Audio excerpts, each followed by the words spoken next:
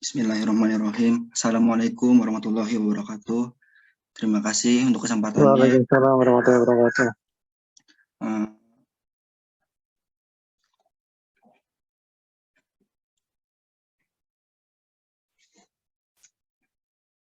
Halo teman-teman, apa suara saya terdengar? Dengan jelas, Mas. Jelas, Mas. Ya, terima kasih untuk waktunya teman-teman yang sudah hadir. Yang terhormat Pak Dodi, Pak Joko, dan rekan-rekan yang hadir di acara sharing knowledge ini. Di sini saya akan lebih ke berbagi pengalaman aja ya teman-teman, untuk pekerjaan yang pernah saya dan Mas Andrian lakukan di Pertamina EP AC3 Jatibarang. Di situ ada pekerjaan terkait dengan penelusuran pipa yang bocor dan juga perbaikannya. Kebetulan pipa yang bocor itu adalah pipa 12 inch dari platform XHP ke Balongan. Berikut ini data teknis dari pipa tersebut. Pipanya 12 inch dari proses ke Balongan, servisnya crude oil, lalu tahun dipasang dan digunakannya itu tahun 2013, grade materialnya API 5L, grade X52, lalu tekanan desainnya 250 PSI, dan tekanan operasinya 80 PSI, dengan nominal thickness 12,7 mm, dan juga dengan panjang pipa sepanjang 28,7 km. Berikut ini layout dari lapangan X-ray. Nah, yang akan jadi pokok permasalahan ini ada di pipa 28 km ini yang saya tandai warna biru. 28 km dari XHP ke Balongan. Di sini tulisannya 16 inch, itu 16 inch yang pipa lama teman-teman. Yang pipa aslinya 10 inch. 12 inch, maaf. Lalu untuk pekerjaan tersebut, apa aja sih alat-alat yang digunakan? Fasilitas apa yang digunakan? Di sini bisa kita lihat yang harus ada itu kapal dynamic positioning atau kapal DP. Lalu juga ada ROV team berikut dengan peralatannya, dan juga diving team dengan peralatannya. Nah, di sini saya ingin ngasih pengetahuan singkat tentang gimana sih cara kerja dari kapal DP ini. Jadi kapal DP ini teman-teman punya peralatan navigasi yang canggih. Seperti kalau misalnya kita di mobil atau di HP gitu ada Google Maps gitu, kurang lebih seperti itu cara kerjanya. Jadi DP ini sistemnya juga berbayar ya teman-teman. Jadi saat proyek tertentu dia bayar untuk pengaktifan DP-nya. Soalnya nanti dia akan menangkap ke satelit untuk titik lokasi yang presisi. Nah, di kapal itu ada namanya 6 derajat kebebasan atau 6 degree of freedom. Nah, umumnya di kapal DP ini karena dia sistemnya nggak pakai jangkar ya teman-teman, nggak pakai jangkar dia berhentinya, jadi dia bisa bisa benar-benar tepat posisi dia berhenti. Dan biasanya untuk kapal DP itu ada yang namanya tunnel thruster dan juga azimuth thruster yang fungsinya bisa untuk menahan beban-beban gelombang, angin, dan arus. Lalu di sini ada peralatan terkait dengan ROV dan juga survei. Untuk ROV yang digunakan kemarin itu ROV-nya tipe observation class. Lalu juga ada alat-alat pendukung seperti USBL dan sebagainya. Lalu juga ada tenaga ahli yang memang berkompeten di bidangnya, seperti ada ROV pilot, ROV technician, tender, dan party chief, dan juga positioning surveyor. Nah, untuk yang kemarin ROV yang digunakan ROV observation class itu dari, kalau nggak salah mereknya Tiger. Ini saya ambil dari Google. Untuk bentuk ROV-nya kurang lebih ROV ini sama kayak yang kita punya ya teman-teman, ROV Raja Ampat. Dia nggak punya lengan, dia cuma bisa untuk sebagai visual aja. Kalau yang ada lengan itu biasanya tipe world class yang kita pakai waktu di project Sokowati. Lalu ada USBL. USBL ini seperti GPS ya teman-teman. Jadi USBL ini nanti dipasang di kapal, dan beaconnya itu dipasang di ROV observation class. Nah, di sini ada gambar terkait dengan proses gimana sih bisa kerjanya itu antara ROV dan kapal bisa berkesinambungan. Nah, jadi awalnya dari USBL dipasang teman-teman. USBL dipasang di pinggir kapal, biasanya di bagian midship kapal.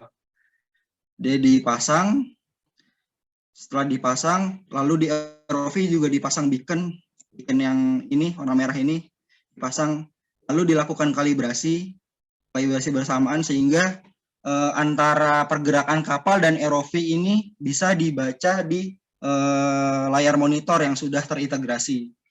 Kurang lebih seperti itu cara kerjanya. Dan juga untuk kalibrasinya sendiri itu dibutuhkan peta laut ya teman-teman, peta laut yang terupdate. Jadi posisi pipanya nanti waktu kita mulai inspeksi, kita nggak kesulitan untuk mencari di mana sih posisi pipanya gitu kan. Kalau nggak ada alat-alat seperti ini, susah juga untuk mencarinya. Nah, lalu ini ada beberapa peralatan diving dan juga timnya. Kita langsung aja ke gambarnya. Biasanya di container chamber itu ada yang namanya surface supply diving system. Jadi di SSDS ini teman-teman, fungsinya adalah sebagai sarana untuk diving supervisor memberikan instruksi ke penyelam yang akan melakukan pekerjaan. Di sini juga terdapat beberapa peralatan terkait dengan keselamatan dari penyelam itu. Ada yang namanya pneumo, itu untuk mengukur seberapa dalam penyelam itu udah di dasar laut ya. Lalu ada peralatan lain yang bisa mendukung dari pekerjaan ini. Ada monitor biasanya, terus ada recorder. Lalu untuk di sebelah kanan ini ada chamber teman-teman. Chamber ini fungsinya lebih ke alat keselamatannya penyelam. Jadi saat penyelam itu ada eksiden emergensi gitu ya, di bawah tiba-tiba arusnya kencang, mau nggak mau dia harus segera naik ke permukaan dengan waktu yang cepat. Nah, sebenarnya diver itu nggak bisa teman-teman untuk naik secepat itu gitu, tergantung kedalamannya. Kalau dia lagi sedang ada, misalnya ada di seabed, ada di dasar laut, kebetulan ada arus kencang, dia harus naik secepat mungkin. Dia dipastikan harus masuk chamber, dan masuk chamber ini juga ada aturannya, ada aturan mainnya.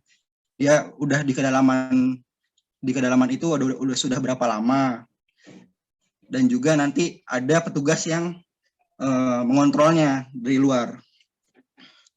Lalu ini ada penyelam dengan menggunakan Kirby Morgan ya teman-teman. Kirby Morgan ini kayak, kalau kita lihat kayak astronot ya, dia kayak astronot. Dia helm ini digunakan sebagai alat keselamatan dari penyelam. Jadi di sini juga dia bisa berkomunikasi dengan diving supervisor. Lalu biasanya ada peralatan-peralatan lain seperti karabiner, karabiner yang dipasang ke apa namanya? Biasanya mereka bawa pisau dan alat-alat lain yang sesuai dengan jobnya. Misalnya ada job UT ya dia bawa UT, ada job CP cathodic protection ya dia bawa alat CP-nya seperti itu.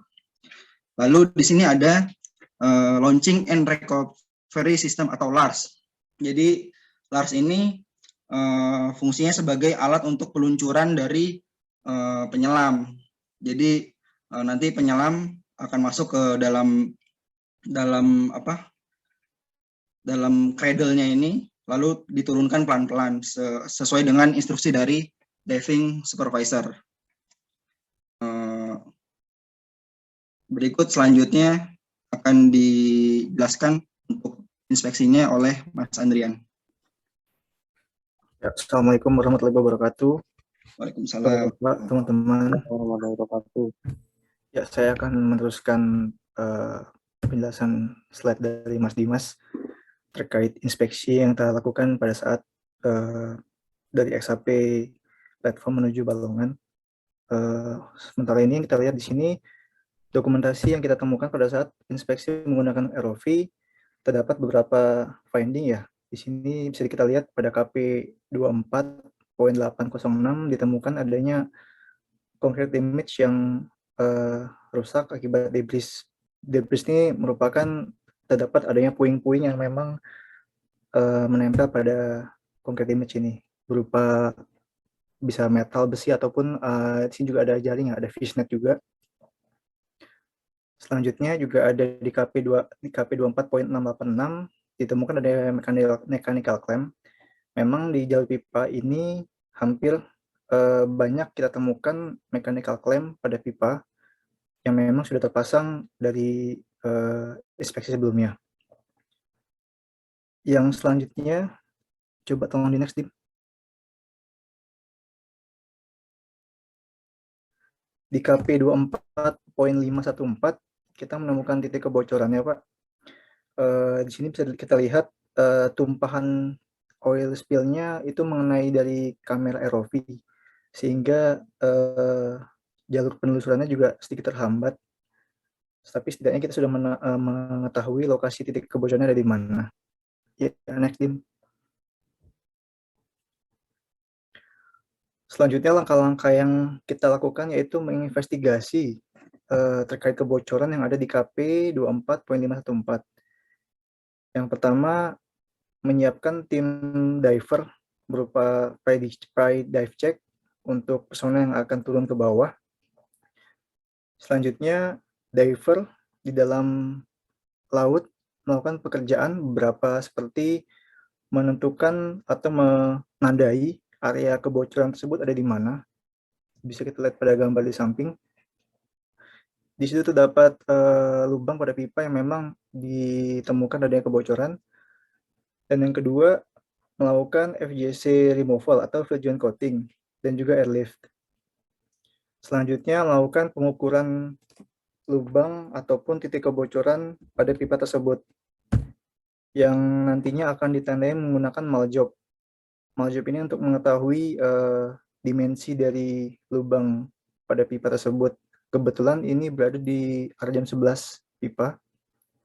Dan selanjutnya tim diver melakukan thickness measurement, jadi membawa alat UT dari darat menuju ke bawah untuk mengecek titik ketebalan lokasi bocor tersebut sudah berapa. Berikut gambar-gambarnya. Kita mengukur dari lebar maupun panjang lubang tersebut. Yang didapat di sini lebarnya sekitar 20 mili dan panjangnya 35 mili. Untuk lokasi ketebalan ini kita ngambil sesuai dengan arah jarum jam, Pak. Yang dimana nominal thickness-nya masih 12,7 untuk di beberapa titik. Ya, next, Dim.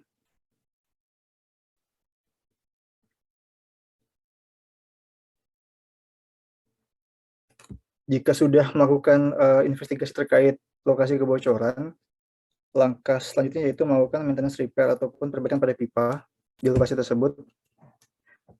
Kemarin kita melakukan repair yang sudah disesuaikan dengan client spec, yaitu menyiapkan klaim yang sudah disesuaikan dengan client spec tersebut. Dan berikutnya melakukan penghentian pengoperasian pada pipa untuk nantinya tim diver tersebut dapat melakukan pekerjaan pemasangan klem pada lokasi kebocoran di pipa tersebut.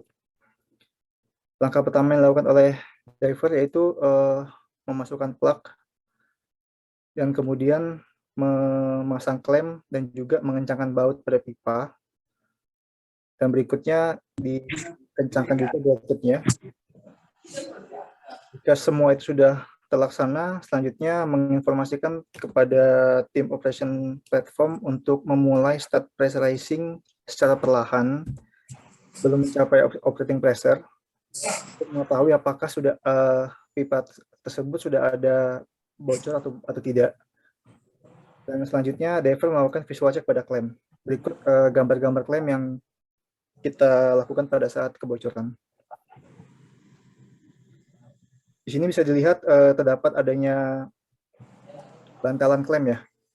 Bantalan klem ini bahannya dari ban pesawat speknya. Jadi nanti ini akan ditempel atau dilem pada klem untuk bisa melakukan pressure terhadap bocornya si pipa. Itu penampakannya klemnya.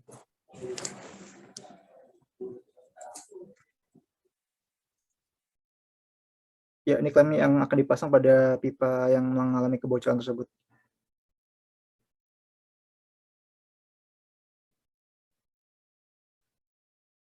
Oke, next tim.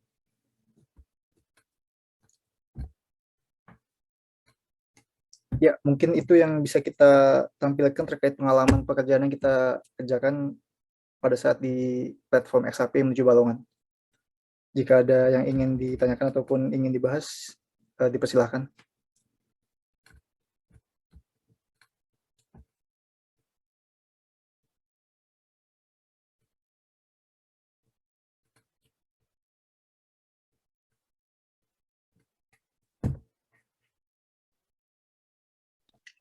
Mas Dimas, Mas Andre.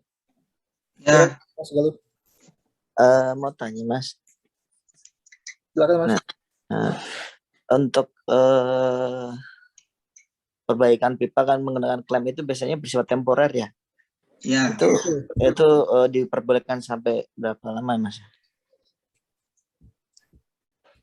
Dari situ kita sebagai inspeksi apakah nanti setelah perbaikan permanen gitu juga witness lagi atau hanya kan kita memastikan selama sertifikat kita berlangsung sampai berlaku sampai 4 tahun ya. Nah, dalam kurun waktu 4 tahun itu setelah nanti mereka diperbaikan permanen mungkin itu akan kita report lagi atau seperti apa Mas? Oke.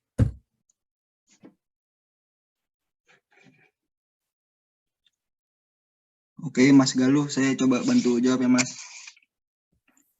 Yap, monggo. Jadi untuk pekerjaan yang kemarin itu sifatnya pipeline itu sudah tersertifikasi dan juga terus selisih kalau nggak salah 3 bulanan itu pipanya bocor, Mas.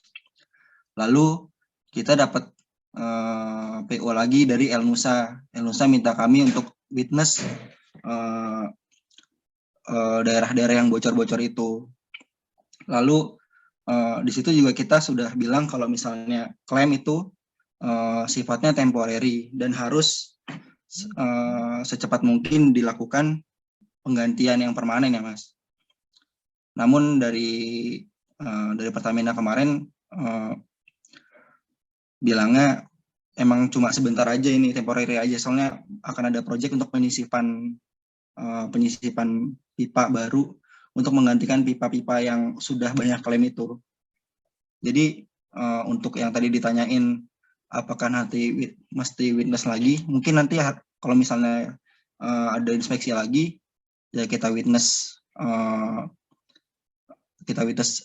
untuk daerah-daerah yang udah diklaim itu, apakah benar-benar udah diganti atau belum, seperti itu sih Mas. Berarti itu produknya hanya report inspeksi ya, bukan sertifikat ya? Bapak COI gitu bukan ya? Oh bukan COI nih kemarin. Berarti Cuma dari report inspeksinya aja ya untuk kita finding ini, kemudian direkomendasikan ini berapa iya, harus segera gitu aja ya. iya jadi kan kebetulan pipanya bocor mas, pipanya bocor, kita disuruh witness aja, bener nggak itu lokasi bocor, bener, langsung ada action, langsung diklaim gitu mas sama diver. Oh gitu. Ya, Iya. jadi kemarin PT Alnusa itu meminta kita BKI untuk memastikan bahwasanya pipa tersebut itu apakah memang hanya bocornya cuma di situ aja, Mas. Karena memang waktu kita melakukan penelusuran pipa sepanjang 28 kilo itu memang nggak cuma satu sih bocor, Mas, ada beberapa titik. Sehingga langkah awal yang dilakukan itu sekarang ini hanya berupa pemasangan klem. Memang kita sudah sounding ke pihak sana untuk dilakukan pergantian pipa secepatnya. Namun memang sampai sejauh ini kita belum dapat info lagi ya Mas ya terkait apakah sudah terlaksananya pergantian pipa tersebut gitu. Oke. Berarti reportnya juga hanya apa istilahnya nggak ada masa berlaku result of inspection-nya ya, atau hanya gimana, ada report aja atau kesimpulannya ada Untuk kasus berapa kita lama? ini Nggak ada gitu ya? kita memang tidak ada report yang memang menentukan sampai berapa lama ini berlangsung untuk pergantian klaimnya. Namun memang harapannya kita memang selalu dimonitor terus terkait kondisi si pipa ini Mas sampai sekarang gitu. Oke.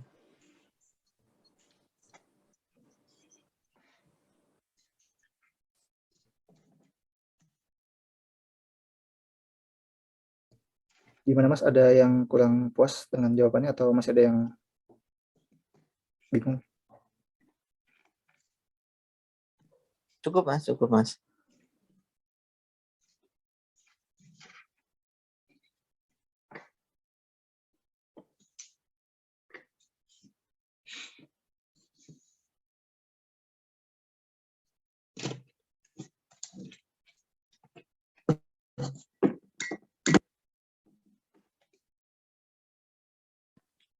Dari yang lain? Boleh dong Mas Busrol. Baik.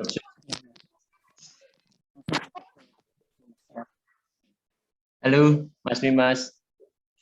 Ya Mas Duksus, silakan Mas. Ya. Mas Dimas, kayaknya ini ya apa namanya tingkat kesulitannya tinggi ya untuk inspeksi underwater ini ya. Mungkin bisa diceritakan sih perbedaannya antara inspeksi underwater ini sama inspeksi langsung gitu, seperti pipeline yang langsung gitu. Apa aja yang mempengaruhi tingkat kesulitan mungkin, atau mungkin tingkat seperti cuacanya, seperti ombak gitu. Pengalamannya seperti apa gitu? Oh iya, ya. Jadi emang kalau inspeksi di offshore itu tantangannya banyak ya, Mas Duksus dan teman-teman. Betul tadi yang dibilang terkait dengan cuaca. Kita patokannya emang dengan cuaca umumnya. Karena kalau misalnya anginnya sudah menuju 20 knot, itu kerjaan kita stop, Mas. Benar-benar stop, nggak boleh kita ngelakuin apapun terkait dengan hal inspeksi, soalnya kaitannya dengan aspek keselamatan.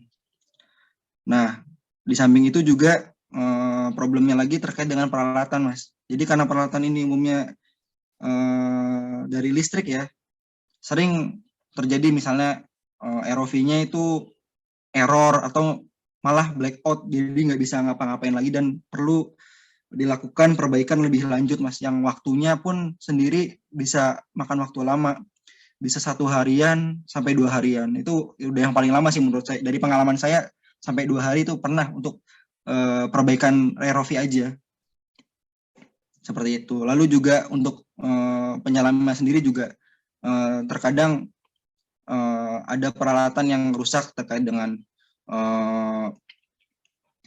alat UT yang dibawa, seperti kayak gitu, alat CP yang dibawa, enggak waktu dicek di tempatnya, waktu belum on board itu masih baik-baik aja, sampai laut tiba-tiba rusak. Nah, seperti itu sih Mas kendala-kendalanya. Yang jadi kebanyakan untuk kerjaan underwater ini memang membutuhkan waktu yang cukup panjang. Seperti itu. Kalau secara persentase umpamanya gini, pekerjaan untuk di underwater atau mungkin sama pekerjaan untuk yang di atas ya umpamanya di darat gitu ya. Ada nggak tingkat perbedaan presisinya? Atau mungkin pernah menghitung presisinya antara di underwater sama di ini darat gitu? Presisinya itu dalam hal apa ya Mas Joksus? Umpamanya apa namanya tingkat ini thickness-nya pengukuran maksudnya measurement. Oh, kalau misalnya pengukuran ya. Nah, kalau dari measurement sih umumnya sama aja Mas ya, kayak yang di darat biasanya ada 4 arah mata angin kan, arah jam 12, jam 6, jam 3 sama jam 9. Nah, umumnya sih kalau pipa kan emang dasarnya pipa bawah laut Mas. Dari pengetahuan saya di peraturan Hubla ya, PM nomor 129, itu pipa yang di bawah kurang dari 20 meter itu harus ditanam. Ya. Nah, tapi seiring berjalannya waktu, misalnya udah 5 tahun, 10 tahun, itu bisa terjadi sedimentasi. Akhirnya pipa tersebut yang harusnya terkubur kan jadi expose tuh. Jadi nampak malah. Nah, pas nampak itu biasanya ada yang namanya free span. Nah, kalau kita ngelakuin UT yang ada free span-nya, bisa dilakukan sih Mas sama driver untuk arah jam 6-nya. Cuma untuk yang arah jam 6-nya itu terkubur, biasanya ya kita ambil yang bisa aja, yang expose aja untuk UT-nya ya Mas ya. Kalau di sini ngomongin masalah UT. Dan juga kalau dari CP-nya, cathodic protection grading-nya juga kurang lebih seperti itu sih. Sama. oke, siap Mas Dimas, terima kasih atas ini insight-nya. Oh, sama-sama Mas Joksus. Ya.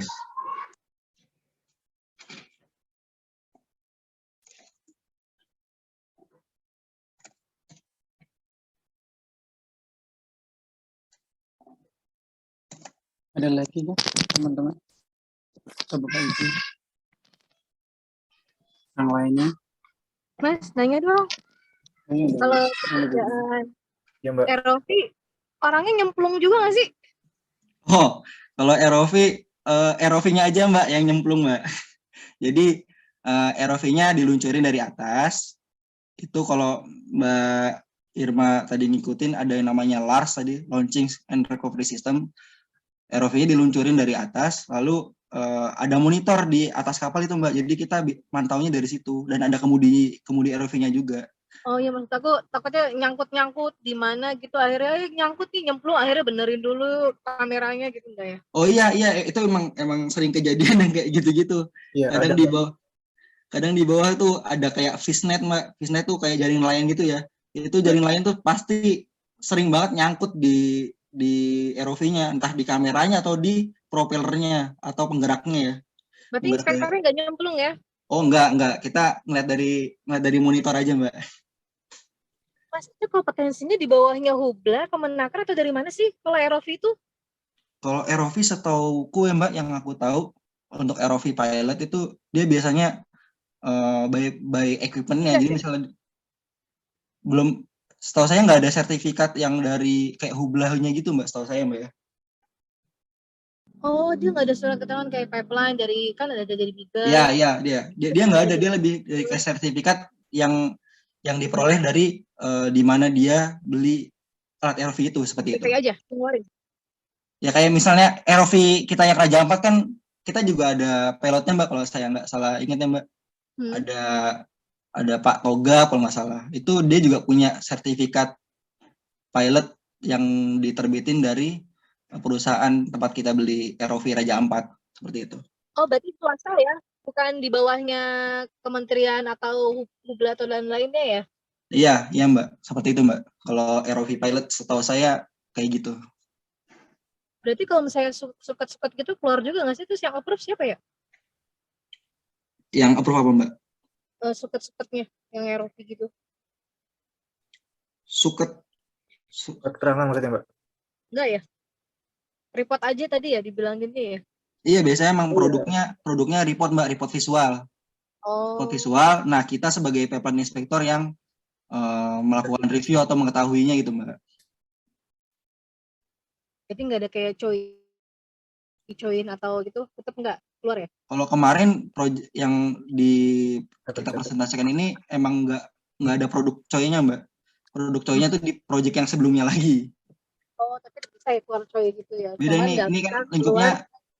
lingkupnya ini maintenance, Mbak, bukan Oh, sertifikasi soalnya. aku pikir kayak sertifikasi juga bisa keluar dari Hubla atau Migas atau gitu. Enggak sih Mbak, kita di sini cuman witness terkait pipeline repair itu sih Mbak di lokasi itu gitu. Kasih ya. Oke. Iya, Mbak.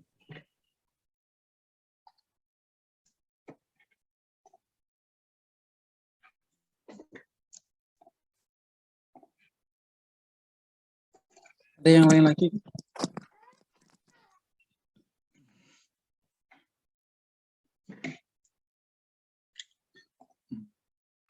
Ada yang mau tanya? Biasanya Pak Hendra tanya. Oh, Pak Ferry kali ya? Pak Ferry, Apa Roh? biasanya Pak Hendra tanya nih sama ini. Iya benanya dah. Ya Dimas. Ya, Pak Indra.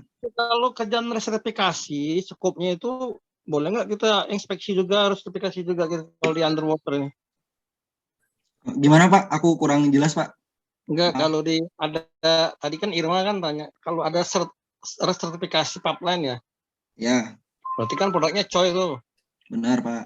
Nah, boleh nggak dilakukan oleh BKI juga tuh inspeksinya sama NDT-nya kayak underwater-nya dan semuanya itu satu paket, apakah harus dipisah gitu? Diperbolehkan nggak tuh?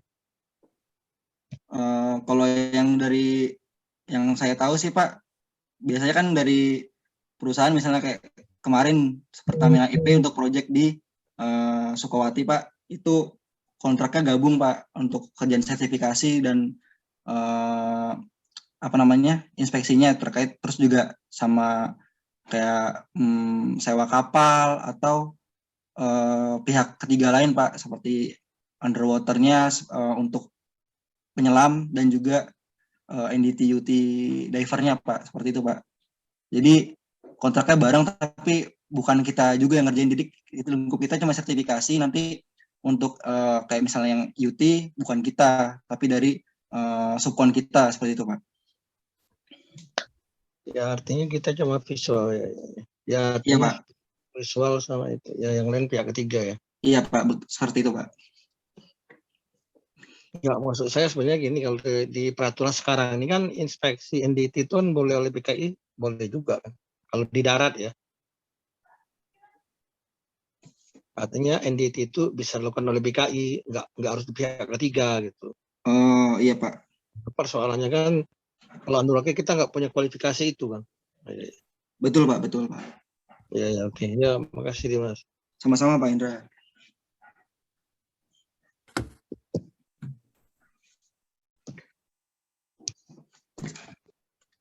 Mas Dimas kan kayaknya ada videonya ya, bisa dilihat. Oh, iya. Videonya Iya, Mas. di-share dulu Pak. Tak coba share ya. Soalnya kalau digabungin sama presentasinya, aku gagal terus. Sebentar ya, Mas. Baik.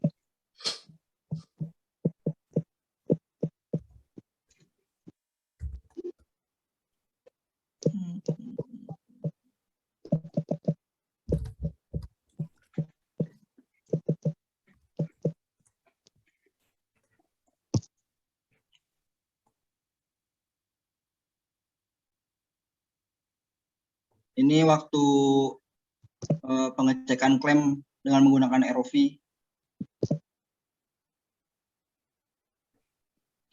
Belum muncul ya, Mas Dimas? Oh, belum ya? Maaf. Sekalian sama suaranya ya? Suaranya kadang-kadang lupa. Iya. Sebentar, Mas.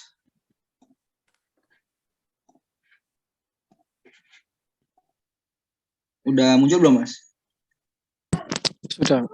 Udah Mas. Nah, kalau yang ini pengecekan klaim dengan menggunakan ROV. Kurang lebih tampilannya seperti ini ya, kalau di atas di layar monitor. Ini visibility-nya cukup baik. Kadang nggak bisa nampak sejelas ini gitu.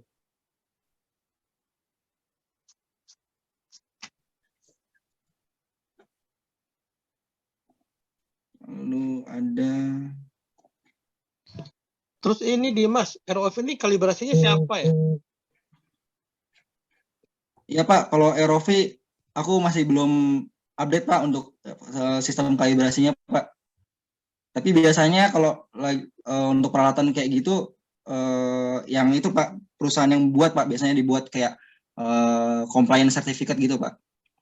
Iya, maksudnya ada masa berlaku nggak? Apa cuma sekali aja? Karena alat ini kalau dipakai terus kan pasti ada errornya kan. Nah itu sampai memastikan alat ini misalnya kalau kayak alat UT itu kan sekian tahun periksa. Nah Iya, kalau iya. ROV ini saya belum ngerti. Kira-kira berapa lama dia validasi, dia akurasinya dikalibrasi lagi atau gimana gitu?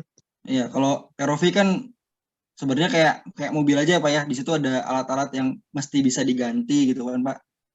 Tapi yang saya tahu biasanya yang ada sertifikatnya itu kayak alat UT yang attach di ROV itu Pak. Alat UT-nya biasanya di sertifikat juga kayak lewat kayak kan gitu Pak. Ininya sendiri itu, ROV-nya sendiri itu gitu. Iya, sejauh ini saya tahu nggak ada sih Pak, nggak ada sertifikatnya kayak gitu Pak. Karena dianggap kayak alat bantu aja ya. Jadi bukan. Iya betul Pak, iya Pak.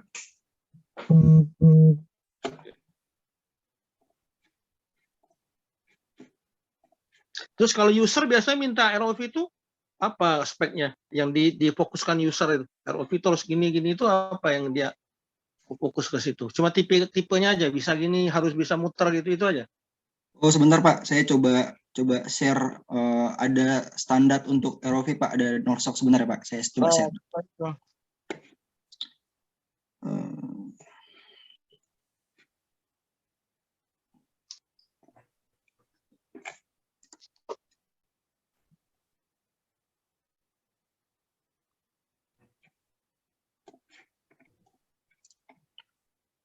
Nah di sini saya dapat sanad ini dari teman-teman yang biasa di underwater Pak. Ini saya dapat dari teman ROV kalau nggak salah. Ini Norsok standar U102 revisi 1 Oktober 2003. Di sini dari judulnya udah kita lihat spesifik banget untuk permasalahan dengan ROV ini. Di sini yang bisa saya tunjukkan paling ini Pak, untuk kelasnya lebih kayak gini. Jadi Pak Hendra tanya kan, itu biasanya user tuh mintanya kayak gimana sih gitu kan? Yeah. Nah, tergantung dari ini Pak, tergantung dari kebutuhannya. Kalau kebutuhannya misal user kita minta kami butuh yang bisa sekalian ngambil UT dan juga CP. Nah, untuk ROV yang tadi presentasi saya itu tipenya yang kelas 1 ini Pak, yang pure observation. Dia nggak bisa dipasang lengan, nggak bisa dipasang tangan buat megang alat UT-nya Pak. Nah, beda lagi kalau apa namanya? Kalau yang di Sukawati kemarin, PEP Sukawati itu spesifik menyebutkan dia pengen ROV yang world class dan juga untuk kapasitasnya itu lebih dari 200 horsepower Pak. Untuk kapasitasnya mintanya yang 200 horsepower. Makanya yang kemarin ROV yang di Sukawati itu masuk kalau di standar ini di kelas 3C, kelas vehicles lebih dari 150 horsepower. Seperti itu sih Pak. Kalau lihat dari kelas-kelas ini yang umum dipakai yang oleh company itu kelas berapa ya?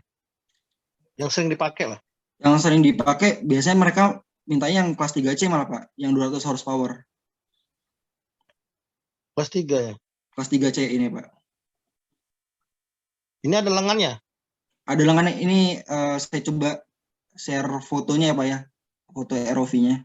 Artinya kalau dia nyangkut oleh jaring kan dia motong sendiri pakai pisau bisa gitu maksudnya? Bisa ini?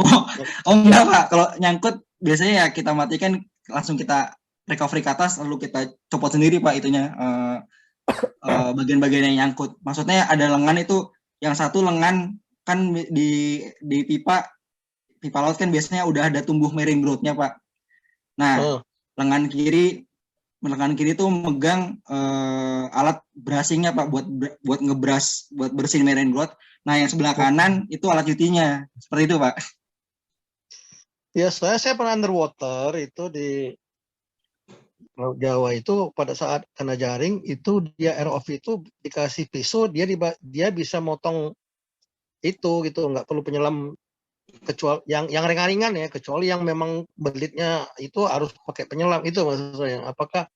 Makanya saya nggak tahu juga tipe ROV ini seperti apa sih yang sering diminta oleh user gitu loh. Kan kita rencananya mau beli ROV setahu saya ya. Iya Pak, ya. Tapi nggak tahu ROV yang kita mau beli ini yang tipe apa gitu. Bisa di Mas info nggak ya? Oh, untuk info itu sih aku nggak di copy apa ya. Aku nggak tahu nanti BKI mau beli ROV yang kayak gimana. Cuma yang saya tahu BKI akan beli ROV yang world class gitu aja sih. Nggak tahu nanti dia masuk kelas yang mana. Ya mudah-mudahan sih yang bagus Pak, biar apa namanya, kerjaan kita makin terkenal lah di dunia inspeksi underwater seperti itu Pak.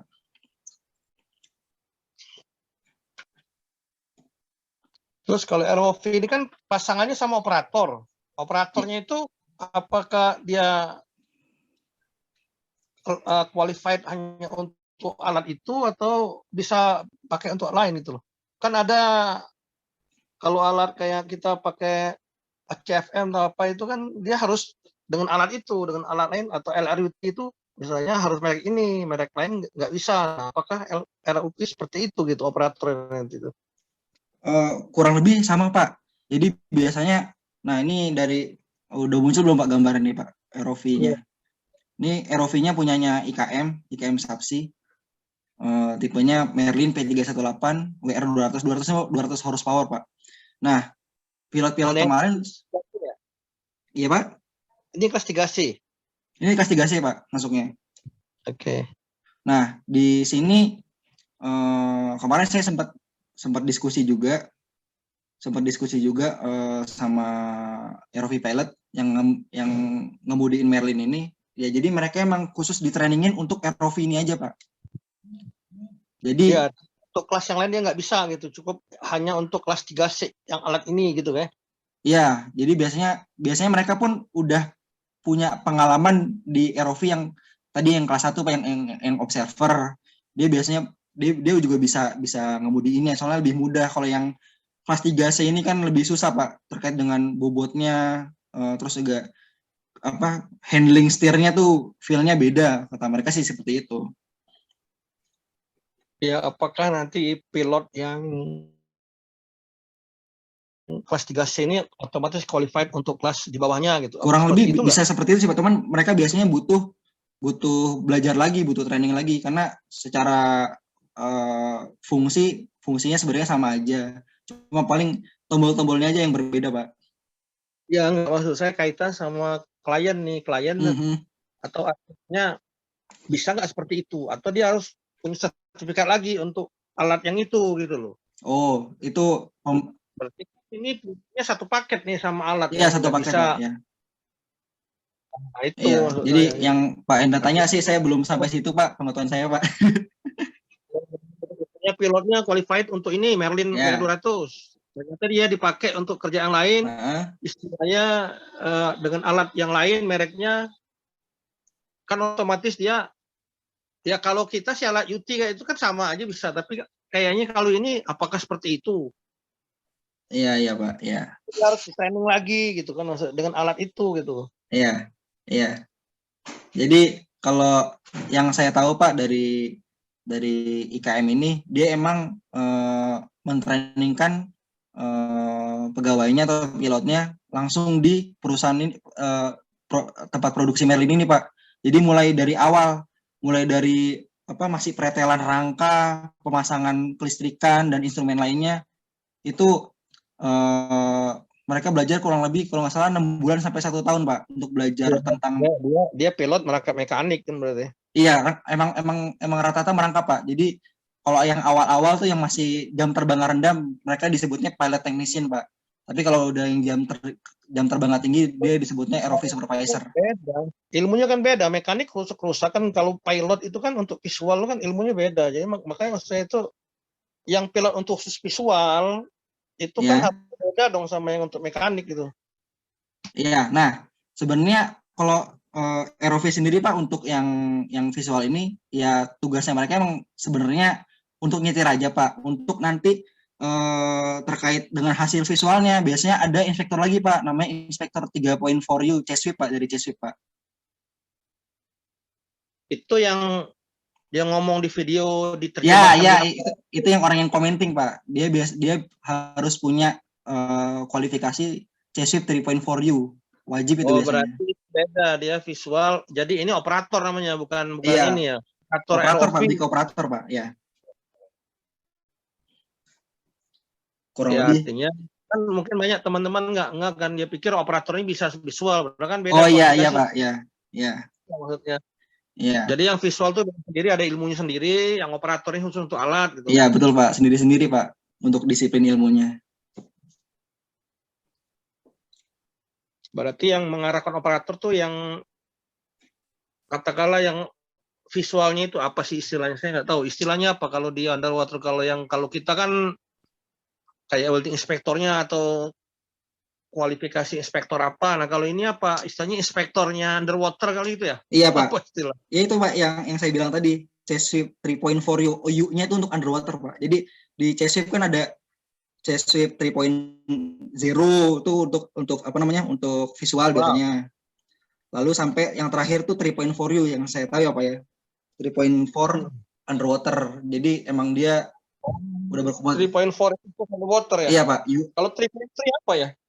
Aku kurang paham Pak untuk yang 3.3-nya Pak. Yang aku pernah tahu cuma 3.0 sama 3.4U Pak.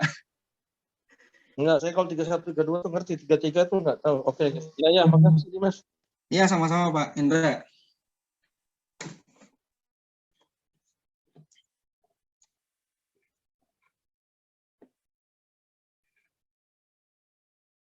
Ini ada Mas Busro tanya ya Mas ya.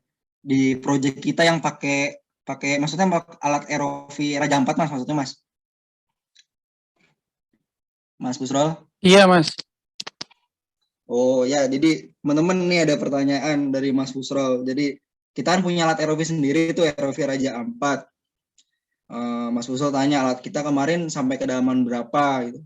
Kalau dari speknya yang saya tahu ROV Raja 4 tuh sampai 1000 meter ya. Cuma untuk kemarin proyek pertamanya itu di Cilacap. Di Cilacap kalau nggak salah tahun 2018 itu untuk inspeksi pipeline underwater itu under KSO kalau nggak salah. Itu sih kedalamannya di Cilacap kurang lebih 50 meter Mas Busro. Baik, Mas. Kedalamannya. Teman secara spek dia bisa sampai 1000 meter sih secara speknya ya Mas ya. Tapi kemarin bukan alatnya kita ya, yang project ini. Bukan. Soalnya yang punya kita kan observation class Mas. Untuk yang di Sukowati kemarin dia tipe mesti yang world class, yang punya lengan dan harus 200 horsepower seperti itu Mas. Oke, baik Mas. Ada yang lain lagi kan?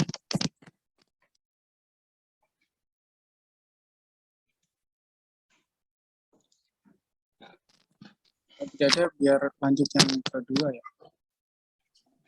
Cara yang kedua. Oke. Ya Mas Busro. Makasih ya Mas Dimas sama Mas Adrian. Iya, sama-sama Mas Busro.